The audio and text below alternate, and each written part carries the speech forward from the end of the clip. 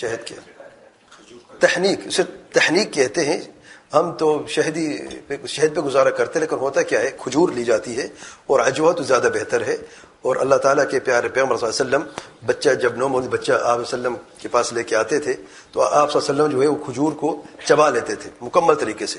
جو آپ صلی اللہ علیہ وسلم کا لعاب مبارک ہے اس کھجور سے جو ایک سیرپ بنتا ہے وہ نکال کے بچے کی چھوٹی سی انگلی سے اپنے منہ سے نکال کے بچے کے جو حنک ہے نا، تحنیک کیوں کہتے ہیں حنک یعنی گلے کے آخری حصے میں وہ لگا دے. اگر بچے کو زبان پہ رکھ دیتے بچے نگل نہیں سکتا ہے چیز کو، تو جب حنک میں رکھتے تو بچہ فوراً نگل لیتا ہے. ورنہ بعض لوگ کیا کرتے ہیں شہد جو ہے کیسے چٹا منہ کے اندر رکھ دیتے ہیں تو بیچارہ وہ کھانستا ہے، بیچارہ پریشان ہوتا ہے، وہ والدین خوش ہوتا ہے کہ تندرست بچہ ہے. بچے نے ابھی تک اس کا ریفلیکس جو ہے نا نگلنے کا وہ ابھی تک وہ ڈیولپ صحیح طریقے سے ہوا نہیں ہے. تو اس لیے اگر تحنیک کرنی ہے تو کھجور لیں، سنت یہ ہے کھجور لینی ہے. بعض لوگوں کو دیکھا کہ دودھ پلاتے ہیں،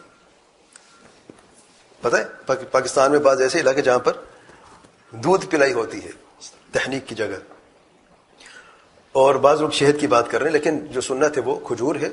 اگر کھجور نہ ہو، اگرچہ میرا نہیں خیال کہ کھجور نہیں ہو سکتی کسی جگہ پہ، تو پھر تو شہد بھی دی جا سکتی ہے. واللہ اعلم. بھائی یہ کہہ رہے ہیں کہ کیا یہ اللہ تعالیٰ کے پیارے پیغمبر صلی اللہ علیہ وسلم کے لیے خاص نہیں تھا؟ یہ آپ صلی اللہ علیہ وسلم کے لیے خاص نہیں تھا، کیونکہ تحنیک جو ہے وہ حدیث میں آیا ہے کہ جو نومولود بچہ ہے اس کی تحنیک بھی کی جاتی ہے. اور اگر آپ صرف آپ صلی اللہ علیہ وسلم کے لیے خاص ہوتا تو پھر بعد میں حکم نہ ہوتا. ہاں یہ ہے کہ کسی اور کے لیے جو گھر کا سربراہ ہے، باپ ہے، دادا ہے، اس کا حق ہے تحنیک کرنا جو ہے وہ کرے گا. بعض لوگ جاتے کسی بعض جادوگروں کے پاس جاتے، لوگوں کے پاس جاتے کہ بھائی بڑا برکت والا ہے، ہمارا امام ہے، ہمارا پیر ہے، یہ کر دے.